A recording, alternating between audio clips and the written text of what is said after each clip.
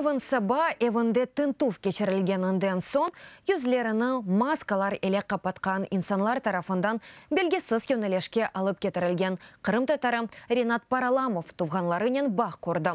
Адлиеже Эмиль Курбединовның малюматына көре, Параламов Ақмешжетнің автовокзалында болуна. Бір кемседен сұрап, телефон етіп олды. Шымды туғанлары ona ашықа. Бұ сәтке башқа малюмат жоқ. Ешғал етілген Қырымның Сетлер қасабасында яшыған Параламовдың евінде сентябрінің 13-інде Саба ФСБ хадимлері тынтуыны кечерген еді. Бұны тешкеру ве тақиқат әрекетлері оларақ адлайлар. Тынту вақтында апайының ноутбукі ве қайнанасының мұсылман кермені китабыны тұтып алдылар. Дуалар китабыдыр. Оның бір қач басмасы Русияда экстремист малюматлар федераль жедвелене көрсетілген. Адвокатның фикрене көре бойле тешкеру Параламовның діни фуалигіне бағылы ола біле. Чүнки о мұсылмандар.